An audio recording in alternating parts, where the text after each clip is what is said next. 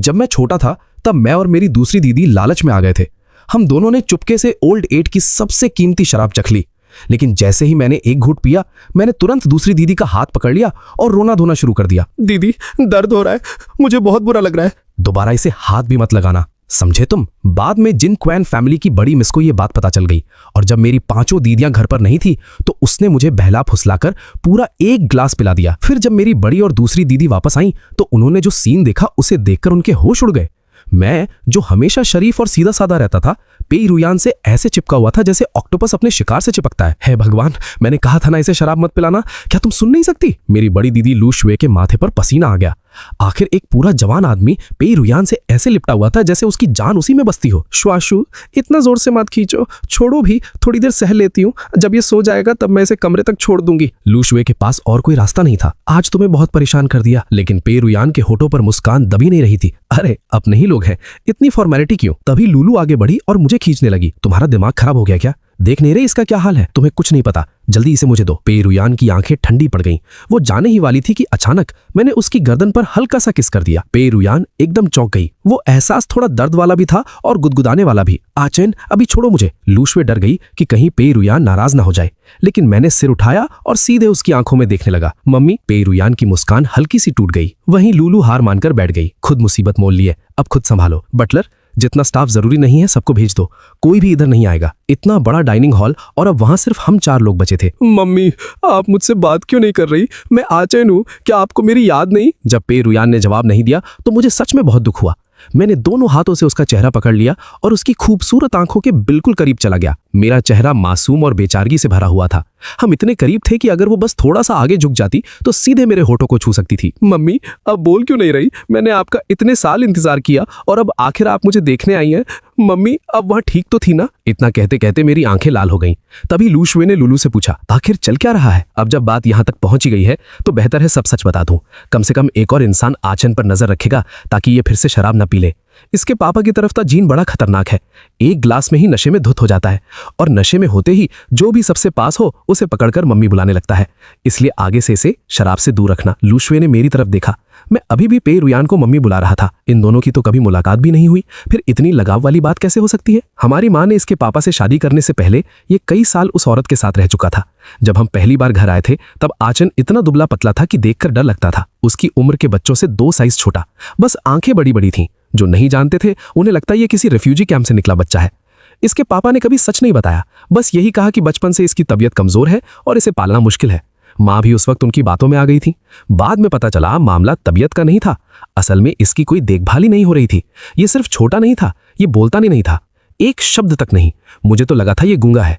उस वक्त आचन बस एक ही चीज चाहता था, कोई आए और इसे बचा ले। लेकिन मदद के लिए जिस इंसान को ये पुकारता था वो इसकी माँ थी, जो तब तक इस दुनिया में नहीं रही थी। ये सुनकर लू शुए चुप हो गई। उसके दिल में जो दर्द उठा उसे वो खुद भी नहीं समझ पाई और ये बातें पेई रुयान ने भी सुन ली थी। अब समझ आया आचन इतना कम क्यों बोलता है और इतना असुरक्षित क्यों रहता है। रोना बंद करो, अच्छे बच्चे बनो। चलो अब सोने चलते हैं। मम्मी, आपकी आवाज बहुत अच्छी है, मुझे सुनना अच्छा लगता है। सच में? चलो, कमरा कहाँ है इसका? इधर। फिर पेई रुयान ने मुझे सहारा दिया और धीरे धीरे मुझे ऊपर मेरे कमरे तक ले गई। मम्मी, आपसे बहुत अच्छी खुशबू आती है। अच्छा, तो जितनी मर्जी सूंघ लो। मम्मी, जब आप हंसती हैं तो बहुत सुंदर लगती हैं। मैंने उसके गाल पर एक किस कर दिया और पेई रुयान की मुस्कान और भी गहरी हो गई। तो मम्मी को मेरे किस पसंद है? फिर तो मैं और भी ज्यादा किस करने लगा। लूचन, बस करो। उसी वक्त उसने मुझे पेई रुयान का चेहरा पकड़कर लगातार किस करते देख लिया। कोई इसे रोकेगा भी? कैसे रोकूं? क्या तुम्हारे भाई को उठाकर फर्श पर फेंक दूं? लूलू तुरंत चुप हो गई, लेकिन इस बार उसने दिमाग लगाया।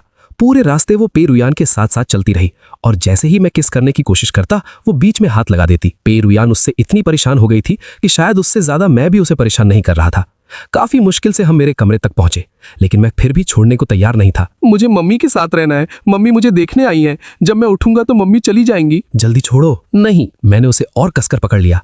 तभी लू शुए भी मुझे मनाने लगी। आचन, अच्छे बच्चे बनो, बहुत रात हो गई है, सो जाओ, उठने के बाद बात करेंगे, ठीक है? नहीं। अच्छे बच्चे बनो, आराम से सो जाओ, मैं कल फिर तुमसे मिलने आऊंगी, ठीक? मैंने होठ फुलाकर उसकी तरफ देखा। और कल तुम्हारे लिए कुछ स्वादिष्ट भी लाऊंगी। बताओ क्या खाना है? टॉफी, वो रंग बिरंगी वाली, छोटे डिब्बे में आती है। ठीक है, तो जाने से पहले मम्मी मुझे किस दो। नहीं, अभी अभी इसे शांत किया है, फिर से शुरू करवाओगी क्या? इसने मुझे इतने किस किए हैं, मैंने क्या शिकायत की? दोनों दीदियां दूसरी तरफ देखने लगी, जैसे ये सब देखने की हिम्मत ही नहीं बची हो। फिर पेई रुयान झुकी और मेरे माथे पर हल्का सा किस किया, बहुत नरमी से, बहुत प्यार से और मुझे सुला दिया। कमरे से बाहर निकलते ही लूलू का मूड फिर खराब हो गया, क्योंकि पे रुयान के चेहरे पर जीत वाली मुस्कान थी। पिछली बार इसने ज्यादा पी ली थी, तब एक गोल्डन रिट्रीवर को पकड़कर मम्मी बुला रहा था। ट्रीटमेंट बिल्कुल यही था, बस फर्क इतना है वो कुत्ता बोल नहीं सकता था। ये सुनकर लू शुए ने तुरंत लूलू को घूरा। फिर पे रुयान से बोली, रयान आज के लिए सॉरी, मुझे नहीं पता था कि आचन शराब पीकर ऐसा हो जाता है। लू शुए का सिर दर्द करने लगा था, लेकिन पे रुयान का मूड काफी अच्छा था। उसकी असली माँ तो नहीं रही, लेकिन उसके असली पिता कहाँ है पता नहीं। जब से हमारे माता पिता ने शादी की और हम वापस आए, तब से उनका कोई पता नहीं चला। हाँ, उनके बारे में कुछ बातें सुनी जरूर है। लॉजिक से देखें तो वो ऐसे इंसान नहीं लगते जो किसी अमीर घर में शादीशुदा बेटे को यूं ही छोड़ दे। क्या हो सकता है कि उन्होंने चुपके से आचन से मुलाकात की हो? शायद नहीं। आचन बहुत सीधा है, उससे बातें छुपती नहीं।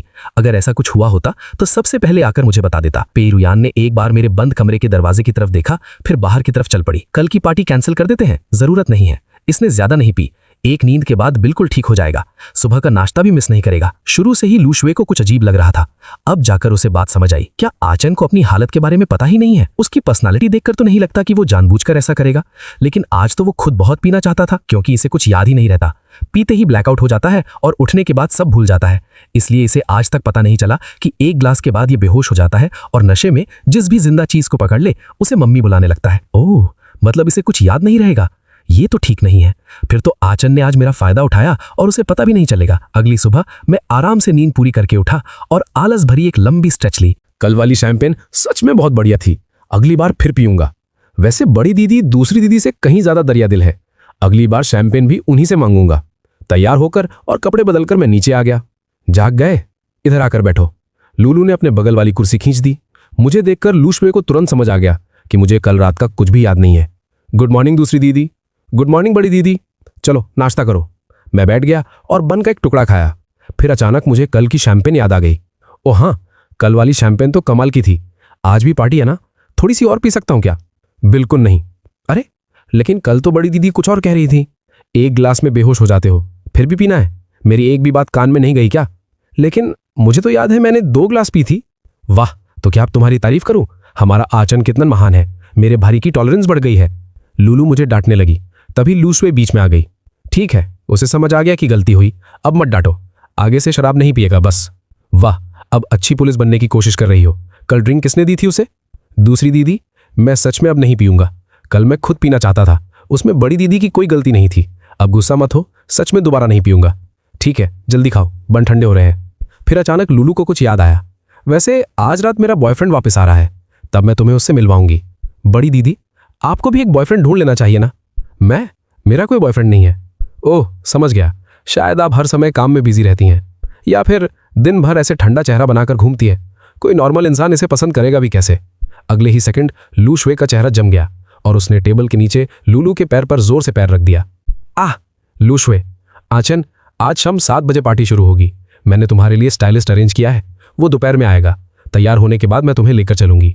बड़ी दीदी, मुझे थोड़ा नर्वस लग रहा है, मैं लोगों से घुलने मिलने में इतना अच्छा नहीं हूँ। कोई भारी नहीं होगा, जिनसे पहले मिल चुके हो बस वही लोग होंगे। मैं बाद में एड्रेस भेज दूंगी, अपने बॉयफ्रेंड को लेकर जल्दी आ जाना। ठीक है। शाम को मैं लू शुए के साथ धीरे धीरे चलते हुए घाट पर पहुंचा।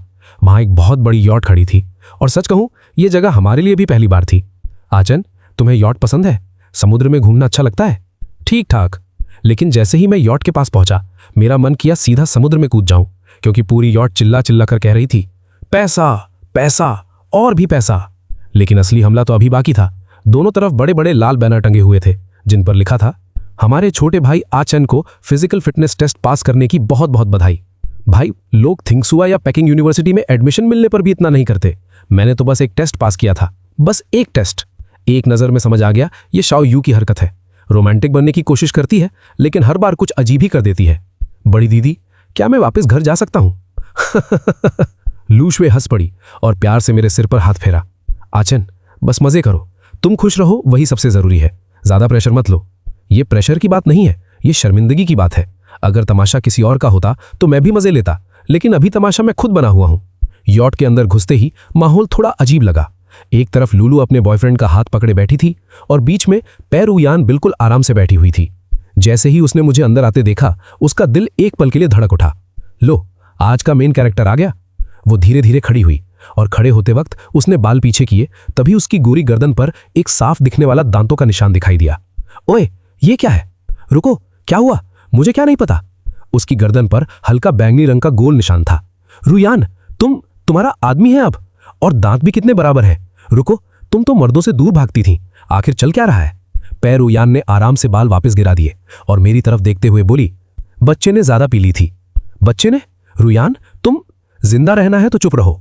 बाकी बात शाओ यू ने उसका मुंह दबाकर रोक दी। लू शुए और लुलू दोनों सच्चाई जानती थीं, लेकिन दोनों ने एक साथ चुप रहने का फैसला किया। मैं बड़े मजे से गॉसिप सुन रहा था, लेकिन मजेदार हिस्सा अचानक खत्म हो गया। छोटे भाई, कल नींद कैसी आई? उसका पूछने का तरीका ऐसा था जैसे हम दोनों बहुत करीब हों। हेलो सिस्टर रुयान, आज तो छोटे भाई बहुत हैंडसम लग रहे हैं, अब सच में बड़े हो गए हैं। Hello sisters. छोटे भाई, बाहर वाले बैनर पसंद आए? मैंने खास तौर पर कहा था कि फॉन्ट और बड़ा होना चाहिए। मैं मुस्कुरा तो रहा था, लेकिन मन में उसे कई बार कोस चुका था। पसंद आए, थैंक यू सिस्टर लॉन्ग। अब शाओ यू को पूरा यकीन था कि मुझे कल रात का कुछ भी याद नहीं, एकदम ब्लैकआउट। चलो, अब जब छोटे भाई आ गए हैं, पार्टी शुरू करते हैं। पहले छोटे भाई कुछ बोलेंगे। हैं, इतनी जल्दी? मैंने कुछ तैयार नहीं किया। जो मन में आए बोल दो, आज का दिन तुम्हारे लिए है। तुम शुरू करो, फिर पार्टी शुरू होगी। मैंने बगल में खड़ी लू शुए की तरफ देखा। उसने मुस्कुराकर सिर हिला दिया। दिल में जो है वही बोलो। मैंने गहरी सांस ली, आंखें चमक उठीं और बहुत गंभीर चेहरे से बोला, सब लोग अच्छे से खाओ, अच्छे से पियो, बस इतना ही। पैर रुयान पहले से थोड़ी नाराज थी, लेकिन मेरी मासूम हरकत देखकर उसकी सारी नाराजगी उड़ गई। छोटे भाई की पर्सनैलिटी कितनी सच्ची है, मुझे पसंद है। आओ सिस्टर लॉन्ग, मैं आपको वाइन डालती हूं। उसे मत देना, आचन के लिए जूस लाओ। वाह, मिस पै तो आजकल बड़ी परवाह कर रही हैं। लगता है मैं बहुत कुछ मिस कर गई। मेरी राजधानी की नंबर 1 गॉसिप क्वीन वाली इमेज खराब हो जाएगी। शाओ यू को पार्टी ऑर्गेनाइज करना बहुत पसंद था। डीजे भी था, लाइव बैंड भी था, और कुछ ही मिनटों में माहौल पूरी तरह गर्म हो गया। आओ, तुम्हें सबसे मिलवाती हूं। ये मेरे बॉयफ्रेंड हैं, वांग हायांग। पहले जब लॉन्ग यू और है जीजी मुझे पसंद करती थीं, तो बस सस्ते मोटे गिफ्ट देती थीं, लेकिन लुलू अलग है। दसियों हजार की घड़ियां ऐसे दे देती हैं जैसे कुछ हुआ ही नहीं। मुझे लगता था वही सबसे अमीर है, लेकिन आज यहां आकर समझ आया मैं कितना गलत था। इन सब की अपनी अपनी कंपनियां हैं, और छोटी भी नहीं। ऊपर से जिंक्वान सर्कल की बड़ी मिस तक इनकी दोस्त है। इन सब के सामने लुलू सिर्फ एक अमीर शुगर मम्मी लगती है। मुझे ऐसा महसूस हुआ जैसे मैंने 100 मिलियन खो दिए हों, लेकिन चेहरे पर कुछ दिखा नहीं सकता, वरना लुलू भी हाथ से निकल जाएगी। और वो कफलिंग मैंने पहले देखे हैं, हीरे के बिना ही लाख से ऊपर के हैं। हीरे वाले तो और महंगे। पैसा लुलू ने ही दिया होगा। और ये आचन आते ही सबका सेंटर ऑफ अट्रैक्शन बन गया। सारी औरतें इसके आसपास घूम रही हैं। ऊपर से अब दिखावे के लिए वीचैट भी मांग रही हैं। कितना नकली लगता है। हायांग, ये मेरा छोटा भाई है, तुमसे मिलने के लिए बहुत एक्साइटेड था। आचन, ये वांग हायांग है, तुम्हारी ही उम्र के हैं। इन्हें ब्रदर हायांग बुलाना।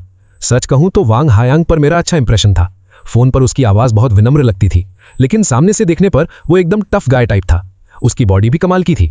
शर्ट के नीचे दिखती मसल्स देख पर मुझे जलन होने लगी। ब्रदर हायांग, हेलो, मैं लू चैन हूं। आप मुझे आचन बुला सकते हैं। दूसरी दीदी हमेशा आपके बारे में बात करती रहती हैं, इसलिए हम सब जानना चाहते थे कि आखिर आप कैसे इंसान हैं। हेलो आचन। उसने मुस्कुराते हुए लुलू के कंधे पर हाथ रख दिया। लेकिन मैं इतना सोशल नहीं था और लोगों को पढ़ने में भी अच्छा नहीं था, इसलिए मैं समझ ही नहीं पाया कि उसकी मुस्कुराहट के पीछे थोड़ी दुश्मनी छिपी हुई थी। क्योंकि उस समय मेरे दिमाग में सिर्फ एक ही बात थी, दूसरी दीदी खुश रहनी चाहिए। मैं उससे और बात करने ही वाला था कि तभी किसी ने मेरा नाम पुकारा। मैंने मुड़कर देखा, वो लू शुए थी। दूसरी दीदी, ब्रदर हायांग, आप लोग बात करो, मैं बड़ी दीदी के पास जा रहा हूं। जरूर, और सुनो, शराब नहीं पीना। ठीक है। लुलू, तुम किसी दूसरे आदमी के इतने करीब कैसे हो सकती हो? वो मेरा भाई है, मैंने उसे खुद बड़ा किया है। उसके करीब नहीं रहूंगी तो किसके रहूंगी? वांग हायांग कुछ कहना चाहता था, लेकिन कह नहीं पाया, क्योंकि जो गिफ्ट वो लाया था वो असल में सस्ता नकली सामान था। इसलिए उसने हल्की खांसी ली और बात बदल दी। वैसे ये तुम्हारे भाई के लिए मेरा मिलने वाला गिफ्ट है, इसके पैसे मैं तुम्हें वापस दे दूंगी। अरे नहीं, तुमसे पैसे क्यों लूंगा? आखिर मैं तुम्हें इतना पसंद जो करता हूं। हाँ, अगर कुछ देना ही है तो मेरे लिए 1 साल की जिम मेंबरशिप रिचार्ज करवा देना। बड़ी दीदी, क्या हुआ? सब लोग तुम्हारे लिए गिफ्ट लाए, वो जो भी दें खुशी से ले लेना, बाकी सब मैं संभाल लूंगी। जब बात अपने छोटे भाई बहनों की आती थी तो बड़ी दीदी भी कभी कंजूसी नहीं करती थी, इसलिए ये सब बस एहसान लौटाने जैसा था। तो बड़ी दीदी, घर पहुंचकर मैं आपको पैसे दे दूंगा ताकि आपका खर्च निकल जाए। मेरी बात सुनकर लूक शेक कुछ सेकंड के लिए चुप रह गई। क्या मेरे भाई को लगता है कि मैं गरीब हूं? लेकिन सोचूं तो उसकी गलती भी नहीं। मैंने कभी सीधे आचन को पैसे दिए ही नहीं। उसका ऐसा सोचना नॉर्मल है। शायद मैं अच्छी बड़ी बहन नहीं बन पाई। छोटे भाई, हमारे घर का अपना स्पा रिजॉर्ट है, जब चाहे मेरे अकाउंट पर जाकर एंजॉय करना। हॉट स्प्रिंग वाला रिजॉर्ट भी बहुत अच्छा है। जब पढ़ाई का स्ट्रेस हो तो वहां जाकर रिलैक्स कर लेना। और ये वाला तो मेरे छोटे भाई को सबसे ज्यादा पसंद है। मैं तुम्हारे लिए एक बॉटल भी लाई हूं, limited collector edition champagne. Thank you sister जीजी। वैसे इसे पीने वाला शायद मैं नहीं होने वाला, क्योंकि दूसरी दीदी मुझे जिंदा नहीं छोड़ेगी। सुना है तुम लोगों को फुटबॉल मैच देखना पसंद है। मेरे पास कुछ टिकट है, अपने दोस्तों के साथ जाकर देख लेना। ये तो कीमिंग के फेवरेट खिलाड़ी का मैच है, और ये वीआईपी टिकट भी है। वीआईपी टिकट तो आमतौर पर बिकते भी नहीं, सिर्फ खास लोगों को दिए जाते हैं। अब मुझे किसी से टिकट मांगने की जरूरत नहीं पड़ेगी। सच कहूं, आज का सबसे पसंदीदा गिफ्ट यही था, सीधा साधा, बिना किसी छुपे मतलब के। और सबसे जरूरी, इसे समझाने के लिए बड़ी दीदी की जरूरत नहीं थी। मैंने खुशी खुशी टिकट अपनी जेब में रख लिए। तुम्हारा दोस्त कहाँ है? अभी तक नहीं आया? जरूरत हो तो मैं उसे लेने चली जाऊं। उसकी गाड़ी खराब हो गई है, थोड़ी देर से आएगा। वैसे बड़ी दीदी, आप आराम से पार्टी एंजॉय करो, मेरी चिंता मत करो। मैं दूसरी दीदी के पास जा रहा हूँ। यहीं रुककर खेलना नहीं है? नहीं, मैं दूसरी दीदी के बॉयफ्रेंड से बात करूंगा, वरना वो यहाँ अकेले अकेले बोर हो जाएगा। अकेला? बोर? अभी तो वो हर इंसान को बिजनेस कार्ड बांट रहा था, वेटरों तक को नहीं छोड़ा। आखिर ये 100 मिलियन की यॉट है। यहाँ आने वाला हर इंसान या तो बहुत अमीर है या बहुत ताकतवर। ऊपर से यॉट पेई रुयान की है। अगर वो कुछ फोटो खींचकर सोशल मीडिया पर डाल दे तो उसका अमीर लड़के वाला इमेज और भी मजबूत हो जाएगा। ब्रदर हायांग, दूसरी दीदी कहाँ गई? अभी तो यही थी। मैंने बस बड़ी दीदी से 2 बातें की और वो गायब हो गई। कपड़े बदलने गई है। मैं थोड़ा थक गया था, इसलिए उसने कहा यहाँ बैठकर आराम करूं। ब्रदर हायांग, भूख लगी है? कुछ खाने के लिए लाऊं? मेरे हाथ पैर सलामत है, खाना होगा तो खुद ले आऊंगा। मैं कुछ लोगों की तरह नहीं हूं जो हर चीज के लिए अपनी बहनों पर निर्भर रहते हैं। अगर मैं थोड़ा भी बेवकूफ होता तब भी उसकी बातों का ताना समझ जाता, लेकिन मैं ये नहीं समझ पाया कि आखिर क्यों। हायांग, अचन, तुम लोग क्या बात कर रहे हो? कुछ नहीं। अचन मेरे लिए खाना लाने वाला था, लेकिन तुम जानती हो, जल्द ही मेरी बॉडी बिल्डिंग कॉम्पिटिशन है। मैं कुछ भी नहीं खा सकता। तुम्हारी बॉडी तो पहले ही शानदार है, इतना डर किस बात का? थोड़ा खा लो। नहीं। तभी लूलू ने मेरी तरफ देखा। अचन, क्या हुआ? मैं कुछ बोलने ही वाला था कि वांग हायांग पहले बोल पड़ा। क्या इसलिए नाराज हो क्योंकि मैंने तुम्हारा खाने का ऑफर मना कर दिया? छोटे भाई, अब तुम बड़े हो गए हो, इतने सेंसिटिव मत बनो। मेरा डाइट बहुत स्ट्रिक्ट है। लूलू ये बात जानती है। हाँ, उसका प्रोटीन और कैलोरी सब कंट्रोल में रहता है। अचन, इस बात पर नाराज होने की जरूरत नहीं है। शायद दुनिया देखने का मेरा अनुभव कम था, इसलिए मेरा दिमाग कुछ सेकंड के लिए रुक गया। ये किस कैटेगरी का इंसान है? 2 मुहा या फिर ग्रीन टी किंग? पल भर में रंग बदल लिया, किताब का पन्ना पलटने से भी तेज। अचन, इधर आओ, एक काम है। ठीक है, तुम्हारी बहन की एक दोस्त को हल्की चोट लग गई है। वो बाहर मदद का इंतजार कर रही है, और मैंने थोड़ी ज्यादा पी ली है। आंखें भी ठीक से नहीं दिख रही, हाथ भी साथ नहीं दे रहे। तो छोटे भाई, जरा सिस्टर शाओयू की मदद कर दो। ठीक है, वो कहाँ है? बाहर की हवा अंदर से कहीं ज्यादा ताजा थी। मैंने लंबी सांस ली और फिर वांग हायांग की बात याद आ गई। हमारी तो पहली मुलाकात थी, फिर भी वो मुझसे इतनी दुश्मनी क्यों रखता है? आखिर ये झगड़ा आया कहां से? कोई इंसान इतना जल्दी चेहरा कैसे बदल सकता है? और सबसे अजीब बात, उसे जरा भी डर नहीं था कि मैं लूलू को सब बता दूंगा। क्या उसे यकीन था कि मैं कुछ नहीं कहूंगा, या उसे भरोसा था कि वो सच को घुमा देगा? किसी इंसान के लिए इज्जत खोने में बस 1 सेकंड लगता है। पहले मुझे वो भरोसेमंद लगता था, अब मुझे बस इतना लग रहा था कि दूसरी दीदी सच में अंधी हो गई है। लू चेन, मैं यहाँ अपनी जान बचाने वाले का इंतजार कर रही हूँ और तुम आराम से टहल रहे हो। पेई रुयान, मीठी आवाज अचानक सुनाई दी। तभी मुझे याद आया, अभी गिफ्ट बांटते वक्त वो वहां थी ही नहीं। ओ नहीं, मैं तो सिस्टर शाओयू से पूछना ही भूल गया कि घायल कौन था। मैं हूं, और तुम मुझे ऐसे ही छोड़ दोगे? मुझे खुद अपने हाल पर मरने दोगे? आज रात मुझे इतने ढीले स्क्रू वाले लोग क्यों मिल रहे हैं? सिस्टर रुयान, क्या हुआ आपको? मैं मेडिकल किट लेकर आया हूं। मेरी बात सुनते ही उसका चेहरा बदल गया। सिस्टर रुयान, मुझे ऐसे बुलाते हो? मैंने भौं सिकोड़ ली। लेकिन मैं सबको ऐसे ही बुलाता हूं। मैं सब जैसी नहीं हूं, मैं किसी और जैसी नहीं हूं। याद रखना, लगता है बचपन से ज्यादा लाड प्यार मिलने का यही नतीजा है। हर चीज में स्पेशल होना है। ठीक है, पहले ये बताओ चोट कहाँ लगी है? पेई रुयान ने तुरंत मेरी हालत भांप ली। वो तेजी से मेरे पास आ गई। किसने तुम्हारा मूड खराब किया? नाम बताओ, मैं बदला ले लूंगी। किसी ने नहीं। अगर आपको चोट नहीं है तो मैं वापस जा रहा हूं। कीमिंग भी आता ही होगा। मैं मुड़कर जाने लगा, लेकिन पेई रुयान का हाथ उसके दिमाग से तेज निकला। उसने तुरंत मेरी कलाई पकड़ ली और रास्ता रोकने के लिए सामने आ गई। लेकिन हाई हील्स की वजह से उसका बैलेंस बिगड़ गया और वो सीधे मेरे सीने से टकरा गई। किसने सोचा था आज मेरी बारी आएगी तुमसे चिपकने की और तुम्हें छोड़ने से मना करने की? मैंने तुरंत एक कदम पीछे लिया। कब चिपका था मैं आपसे? ये आज मेरी बारी है वाली बात क्या है? अब पेई रुयान को पूरा यकीन हो गया। लूलू सच बोल रही थी। मैं सच में शराब पीकर पूरा ब्लैकआउट हो जाता था, और कल रात जो कुछ हुआ उसकी एक भी याद मेरे पास नहीं थी। लेकिन वो इतनी दयालु भी नहीं थी कि सब चुपचाप सह ले। ये निशान देख रहे हो? उसने बाल हटाए और गर्दन पर बना बैंगनी निशान दिखा दिया। ये तुमने काटा था। पूरी रात दर्द हो रहा था, और अब ऐसे बर्ताव कर रहे हो जैसे कुछ हुआ ही नहीं। मेरे ऊपर जैसे बिजली गिर गई। मैं वहीं जम गया। मेरी नजर उसकी सफेद गर्दन पर बने उस निशान पर टिक गई। पहले काटा, अब घूर भी रहे हो। कहना क्या चाहती हैं आप? या फिर तुम तीनों भाई बहनों ने पहले से कहानी बना ली है कि चाहे कुछ भी हो जाए सब इनकार कर देंगे? आप क्या बोल रही हैं? तुम्हारी दोनों बहनें जानती हैं, सिर्फ जानती नहीं उन्होंने सब अपनी आंखों से देखा है। ये भी देखा कि बाद में तुमने मेरे साथ क्या क्या किया। मैंने आपके साथ कुछ किया? तुम मुझे कसकर पकड़े हुए थे, छोड़ ही नहीं रहे थे। मुझसे जबरदस्ती किस करवाया। नहीं करती तो पूरा घर सिर पर उठा लेते। मेरा पहला किस ऐसे ही चला गया। अब जिम्मेदारी लोगे या नहीं? रुको, शांत हो जाओ। ऐसी बातें यूं ही नहीं बोल सकते। ऐसा नहीं होता। यही तो मैं कल रात कह रही थी, लेकिन तुम सुन ही नहीं रहे थे। मेरा चेहरा पकड़कर बार बार किस कर रहे थे और मुझसे भी किस करवाया। मैंने विरोध किया था, बस कुछ लाइनों में उसने मुझे ऐसा दिखा दिया जैसे मैं कोई शराबी दरिंदा हूं जिसने एक बेचारी लड़की को परेशान किया हो।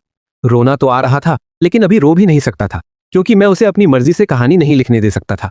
मजाक अपनी जगह है, लेकिन अब बस कीजिए, ये हद से आगे जा रहा है। अब मजेदार नहीं रहा। तुम्हें लगता है मैं मजाक कर रही हूं? मेरे पास गवाह भी है, सबूत भी है। आपके पास सबूत है? इतना बड़ा इल्जाम ऐसे हवा में नहीं लगाया जा सकता। और फिर मेरी 2 बहनें भी तो थीं वहां पर। अगर मैं सच में इतना आगे बढ़ गया होता तो वो मुझे रोक देती। ठीक है, फिजिकल सबूत तो मेरे पास नहीं है, लेकिन जो 2 गवाह है वो शायद अपने भाई का ही साथ देंगी। सिस्टर रुयान, आपकी मेरी बड़ी दीदी से अच्छी दोस्ती है और मैं कीमिंग का अच्छा दोस्त हूं। कृपया मुझे परेशान करना बंद कीजिए। अगर आपको कुछ नहीं हुआ तो मैं नीचे जा रहा हूं, कीमिंग भी आता ही होगा। बाय। अचन, एक कदम और आगे बढ़ाया ना तो मैं नीचे जाकर सबके सामने बता दूंगी कि तुमने मुझे कैसे किस किया था और कैसे काटा था। तो मैं अभी किसी को नहीं बताऊंगी कि तुमने मेरे साथ क्या क्या किया था। और हाँ, मैं तुम्हारे साथ मजाक नहीं कर रही हूं। उसकी हर बात मेरे दिल पर हथौड़े की तरह पड़ रही थी, और जितना मैं भूलना चाहता था उतना ही सब कुछ याद आने लगा। एक अजीब सी गर्मी धीरे धीरे मेरे गालों तक चढ़ गई। बड़ी दीदी, दूसरी दीदी कहाँ है? उनके बॉयफ्रेंड को कुछ काम था तो दोनों पहले ही निकल गए। थोड़ी देर में मैं तुम्हें भी घर छोड़ दूंगी। अभी बाहर उनसे मुलाकात हुई थी तो मैं सिस्टर रुयान से थोड़ी बात कर रहा था। इस बार मिलकर लगा कि वो पहले से काफी बेहतर हो गई हैं। अब तो अपने दोस्त के छोटे भाई से भी बात कर लेती हैं। काफी प्रोग्रेस है। ओ हाँ, तुम्हारा फोन तुम्हारे पास नहीं था। चीमिंग का कॉल आया था।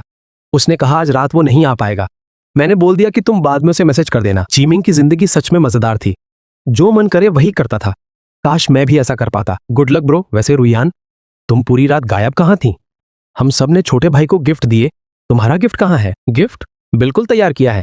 शाओशुए के प्यारे छोटे भाई ने फिटनेस टेस्ट पास किया है। इतना बड़ा मौका हो और मैं खाली हाथ आ जाऊं? आचन, सिस्टर रुयान तुम्हें बुला रही हैं। मुझे अच्छी तरह पता था। जैसे ही वो मेरे पास से गुजरी, मेरा दिल फिर से तेज धड़कने लगा। फोन देखने का भी मन नहीं कर रहा था। सिस्टर रुयान, क्या हुआ? फिटनेस टेस्ट पास करने की बधाई, और मेरे घर के उस निकम्मे छोटे भाई को साथ लेकर पास करवाने के लिए थैंक यू। रुयान, आजकल बच्चों का कितना ख्याल रखने लगी हो। पहले से बहुत अलग हो गई हो। मेरी बड़ी दीदी हर चीज समझ जाती थी, लेकिन इस बार पता नहीं क्यों उन्हें बिल्कुल अंदाजा नहीं था कि पे रुयान की नजर आखिर किस पर है। सच कहते हैं, भगवान एक चीज देता है तो दूसरी ले भी लेता है। बड़ी दीदी के पास बिजनेस का दिमाग था, लेकिन ये वाला रडार नहीं था। पे रुयान इतने सालों से सिंगल थी, कभी किसी लड़के को साथ लेकर नहीं घूमी। फैमिली बैकग्राउंड टॉप क्लास, खूबसूरती भी परफेक्ट, और मैं कम से कम लोगों की नजर में बुरा ऑप्शन नहीं था। लेकिन सबसे बड़ी बात, कोई भी मेरे लिए पे रुयान से दुश्मनी नहीं लेता। छोटे भाई आचन, जल्दी खोलकर देखो। मैंने बॉक्स खोला। अंदर एस्टन मार्टिन की चाबी थी, वो भी कस्टम मॉडल की। मैं कुछ सेकंड तक समझ ही नहीं पाया, इतनी महंगी स्पोर्ट्स कार कोई ऐसे कैसे गिफ्ट कर सकता है। मुझे बहुत पसंद आई। Thank you sister Ruyan. वो संतुष्ट होकर फिर से बड़ी दीदी के पास आकर बैठ गई। छोटे भाई, तुमसे कुछ पूछूं? पूछिए। तुम्हारी दीदी उस लड़के को कब से जानती है? मतलब सेकंड सिस्टर के बॉयफ्रेंड को? हाँ, मुझे ज्यादा नहीं पता। मुझे भी अभी हाल में ही पता चला है। दोनों मिले कैसे थे? कहाँ मिले थे? कुछ पता है? जैसे ही वांग हयान का नाम आया, मेरा मूड फिर खराब हो गया। पे रुयान वाली बात में मैं कुछ देर के लिए भूल गया था, लेकिन अब फिर याद आ गया। मुझे नहीं पता। दीदी ये बातें मुझसे शेयर नहीं करती। आप लोग बात कीजिए, मैं जरा उधर देख कर आता हूँ। लूचैन, आओ वीचैट ऐड करते हैं। अगर भविष्य में चीमिंग से संपर्क ना हो पाए तो तुम्हें परेशान करना पड़ेगा। उनकी बात सुनकर मैंने QR कोड खोल दिया, फोन टेबल पर रखा और आसपास बैठे सभी लोगों ने मौका देखकर मुझे ऐड कर लिया। बाकी सबके मैसेज बिल्कुल नॉर्मल थे। सिर्फ पे रुयान का पहला मैसेज देखकर मेरा खून सूख गया। मेरा निकनेम बदलकर बेबी रुयान रखो। मैं दूसरों जैसी नहीं हूं, वरना ये खुली धमकी थी। एक पल के लिए मुझे गुस्सा आया, लेकिन अगले ही पल मैंने चुपचाप उनका निकनेम बदल दिया। कुछ सेकंड बाद उनका नया मैसेज आया, स्क्रीनशॉट भेजो। वरना मैंने बिना बहस किए स्क्रीनशॉट भेज दिया। फोन तुरंत वाइब्रेट हुआ। उधर से एक फोटो आई जिसमें साफ लिखा था बेबी रुयान। मैं बड़ी दीदी के पास बैठा फोन चला रहा था और सामने बैठी आंटियां इंटरव्यू लेने लगी। छोटे भाई, पढ़ाई में इतने अच्छे हो, ग्रेजुएशन के बाद क्या प्लान है? स्कूल में कोई तंग तो नहीं करता? तुम्हारे कॉलेज में लड़कियां ज्यादा हैं? गर्लफ्रेंड है? कैसी लड़की पसंद है? मेरा भाई अभी छोटा है, उसे डेटिंग की कोई जल्दी नहीं। सही बात है, अभी तो 20-22 साल का ही है, हम सबसे छोटा। बस अब बहुत हुआ। आचन को नींद आने लगी है, हम घर जा रहे हैं। मैं तुरंत दीदी के पीछे पीछे चल पड़ा। और पीछे बची चारों महिलाएं हमें जाते हुए देखती रहीं। मुझे आज पता चला कि शाओ शुए अपने भाई पर कितनी फिदा है। ऊपर से उसका दिमाग भी थोड़ा सीधा है। रुयान, तुम्हारा रास्ता आसान नहीं होगा, मेरी मानो तो सीधे बोल दो। वैसे भी आज चैन की कोई गर्लफ्रेंड नहीं है, तुम्हारे साथ रहेगा तो नुकसान भी नहीं है। जंगली औरत, तुम्हारे ऐसे स्वभाव से तो जिंदगी भर शादी नहीं होगी। चल हट। दोनों ने एक दूसरे को घूरा और नाक चढ़ाकर दूसरी तरफ देखने लगी। आज जिस लड़के के लिए तुम दोनों लड़ रही थी, मैं उसे पहले भी देख चुकी हूं। सच कहूं तो तुम दोनों को उसके झांसे में नहीं आना चाहिए था। इतनी समझदार होने के बाद भी उसे पहचान नहीं पाई। सीधे सीधे बोलो, क्या कहना चाहती हो? मैंने उस आदमी को पहले देखा है। उसकी पुरानी शुगर मॉमी जेल चली गई थी, अब वो किसी नई अमीर औरत की तलाश में है। उधर मेरा मूड पहले ही खराब था, अब तो और भी नीचे गिर गया। मुझे समझ नहीं आ रहा था वांग हयान मुझसे नफरत क्यों करता है। हम तो पहली बार मिले थे, फिर इतनी दुश्मनी कहां से आ गई? मैं ये बात किसी से कह भी नहीं सकता था। बड़ी दीदी और दूसरी दीदी पहले से ही एक दूसरे से नाराज थीं। माँ को बताता तो उनकी छुट्टियां खराब हो जाती। और चीमिंग, वो तो इस समय किसी खूबसूरत लड़की के सपने देख रहा होगा। भारी कदमों से मैं अपने कमरे में लौट आया, तभी फोन बजा। कॉलर आईडी पे रुयान।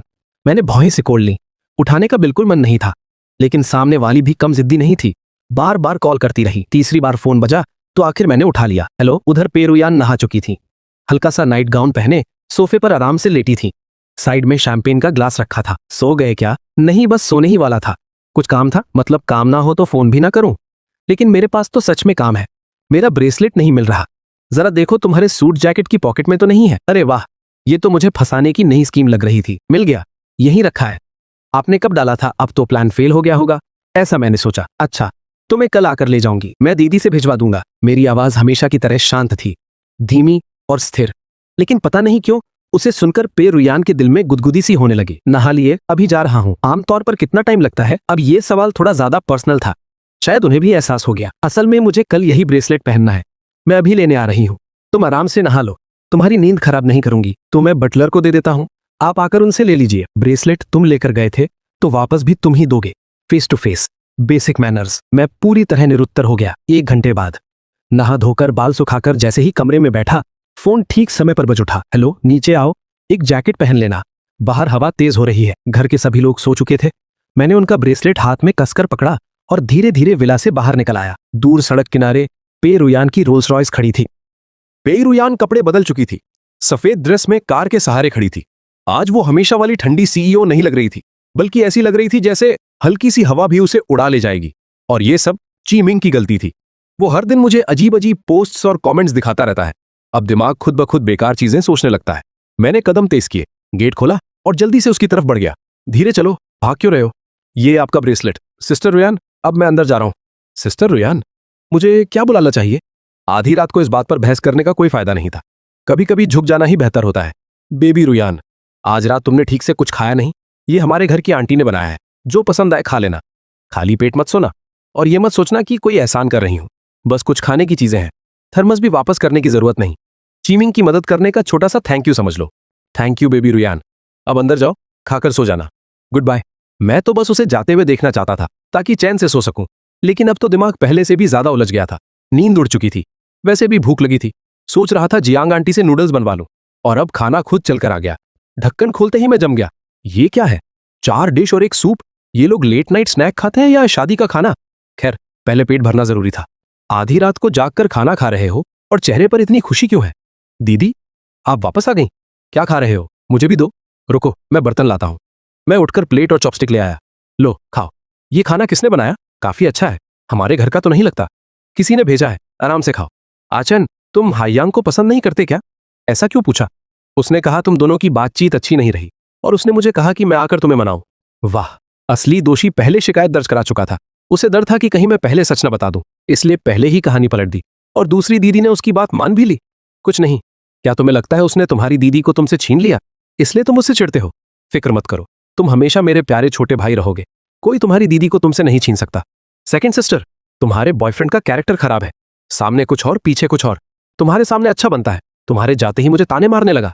कहता है मैं सिर्फ अपनी बहनों पर निर्भर हूं, और अब उल्टा मेरी ही शिकायत कर रहा है। उसने सच में ऐसा कहा? मैं गुस्से में खड़ा हो गया। क्या तुम उसे मानोगी या मुझे? सेकंड सिस्टर, तुम सच में बेवकूफ हो। 2 कदम चला, फिर वापस लौटा और उसके हाथ से कटोरा छीन लिया। ये खाना मैं कुत्ते को खिला दूंगा, तुम्हें नहीं दूंगा। अरे पागल, मैं तो तुम्हारी बात ही मान रही हूं, तुमने मुझे बोलने का मौका ही नहीं दिया। बैकस्लैश। बेब, तुम छोटे भाई पर गुस्सा मत होना, वो बस तुम पर बहुत डिपेंड करता है। इसलिए आसपास के लड़कों से उसे परेशानी होती है। आखिर तुम दोनों इतने साल साथ रहे हो, और अगर वो कहे कि मैंने उससे बुरा व्यवहार किया तो उसे समझना, वो अभी छोटा है, भावनाएं संभालना नहीं आता। अगर वो मुझ पर इल्जाम भी लगाए तो नाराज मत होना, धीरे धीरे सब ठीक हो जाएगा। वांग हाईयांग, तुम कहना क्या चाहते हो? क्या छोटे भाई को बुरा लग गया? मैं पूछ रही हूँ, क्या तुम्हें लगता है आचैन मुझे सिर्फ बहन की तरह नहीं देखता? पूरी तरह ऐसा नहीं। तुम दोनों बहुत करीब हो, वो कभी रिलेशनशिप में नहीं रहा, तो ऑपोजिट जेंडर के किसी करीबी इंसान के लिए स्पेशल फीलिंग्स होना नॉर्मल है। अपनी भाषा संभालो। आचैन मेरा भाई है, बस भाई, और कुछ नहीं। आगे से ऐसी बात दोबारा मत कहना। फोन के दूसरी तरफ वांग हाईयांग चुप हो गया, लेकिन उसके मन में कुछ और चल रहा था। लू चैन अब भी मुझसे ज्यादा इंपॉर्टेंट है। खैर, मुझे तो सिर्फ उसके पैसे पसंद है, थोड़ा झुकना पड़े तो झुक जाऊंगा। ठीक है बेब, मेरी गलती थी, मैं बस जेमस हो गया था। कल तुम्हारे लिए नूडल्स बनाऊंगा, अब गुस्सा मत होना। बैकस्लैश। मैं गुस्से में बिस्तर पर बैठा था। कुछ देर बाद दरवाजे पर दस्तक हुई। दूध गर्म किया है, पीकर सो जाना। नहीं चाहिए, अपने कहानी बनाने वाले बॉयफ्रेंड को पिला देना। अच्छा बस करो, मैं तुम पर भरोसा करती हूँ, उस पर नहीं। तुम दोनों जैसे चाहो वैसे डेट करो, मुझे क्या। मेरे पास बड़ी दीदी है। दूसरी दीदी ने लंबी सांस ली। अगर अभी नहीं बनाया तो ये शानदार भाई पूरी तरह बड़ी दीदी की टीम में चला जाएगा। अगर मेरी गर्लफ्रेंड हर समय किसी और लड़के का नाम लेती रहती तो शायद मुझे भी जलन होती। कमरे की लाइट अभी भी जल रही है, सो नहीं पाए? या तुम्हें जगा दिया? अभी सोया नहीं, कुछ काम था। बड़ी दीदी, तुम बड़े हो गए हो, जेब खर्च भी शायद कम पड़ता होगा। घर, गाड़ी, दोस्तों के साथ बाहर जाना, जो पसंद आए खरीद लेना चाहिए। नहीं नहीं, मुझे नहीं चाहिए, जो पैसे मिलते हैं वही काफी है, मेरे खर्चे ही क्या है। फिर भी ये कार्ड अपने पास रखो, जरूरत पड़े तो इस्तेमाल कर लेना। बड़ी दीदी सच में चाहती थी कि मैं उनसे भी उतना ही खुलकर बात करूं जितना दूसरी दीदी से करता हूं। इतना कहकर वो चली गई।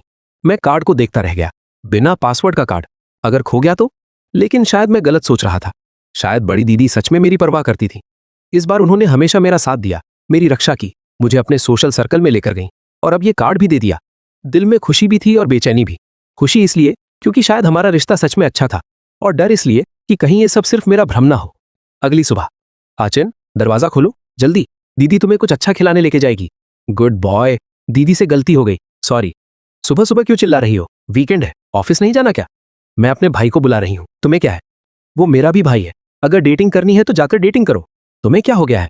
आचन मेरा भाई है, सिर्फ मेरा भाई। आचन, दरवाजा खोलो जल्दी। पागल हो गई हो क्या? इतना शोर क्यों मचा रही हो? आप दोनों कर क्या रही हैं? बिखरे बाल, सूजी हुई आंखें। मैंने दरवाजा खोला और सामने दो गुस्सैल बहनें खड़ी थीं। कल रात चोरों की तरह बाहर गए थे क्या? आंखें सूजी हुई क्यों हैं? ठीक से सो नहीं पाए? कोई बुरा सपना देखा? नहीं, बस गेम खेलते खेलते देर हो गई। आप दोनों ठीक है? अगर नींद नहीं आ रही तो तैयार होकर नीचे आ जाओ, नाश्ता करते हैं। जल्दी तैयार हो जाओ, आज मैं तुम्हें घुमाने लेके जाऊंगी। दोनों ने एक दूसरे से बात तक नहीं की, अपना अपना आदेश दिया और नीचे चली गई। कुछ तो गड़बड़ है। आओ नाश्ता करो। अब भी नाराज हो क्या? नहीं। आचैन तो एक बोलता है और दूसरा मतलब निकालता है। ठीक है, दीदी गलत थी, मेरा भाई सबसे अच्छा है। आज मैं तुम्हें घुमाने लेके जाऊंगी, कॉम्पनसेशन समझ लो। तुम हमेशा से मुझे ड्रॉप टावर पर बैठते देखना चाहते थे ना, आज तुम्हारे लिए 2 बार बैठूंगी। दीदी सच में ठीक है, मैं आपको समझता हूं, और आपके बॉयफ्रेंड को भी। अगर मेरी गर्लफ्रेंड किसी ऐसे लड़के के साथ बहुत क्लोज हो जिससे उसका खून का रिश्ता भी ना हो तो मुझे भी अच्छा नहीं लगेगा। आप उन्हें थोड़ा और समझाइए, आखिर हम दोनों तो फैमिली हैं, हमें कोई अलग नहीं कर सकता। दूसरी दीदी कुछ बोलने ही वाली थी कि अचानक उनका फोन बज उठा। उनका चेहरा धीरे धीरे बदल गया, पहले सामान्य, फिर गंभीर, फिर चिंता से भरा हुआ। ठीक है, मैं अभी आती हूं, घबराओ मत। 2 कदम चलने के बाद वो रुक गई, मेरी तरफ देखने लगी। मैंने बिना भाव बदले बन का एक टुकड़ा खाया। आज मैं बड़ी दीदी के साथ रह लूंगा, आप जाइए। आचन, हाईयांग का एक्सीडेंट हो गया है, वो थोड़ा घबरा गया है, मैं जाकर उसे संभालती हूँ। आज घर पर अच्छे बच्चे की तरह रहना,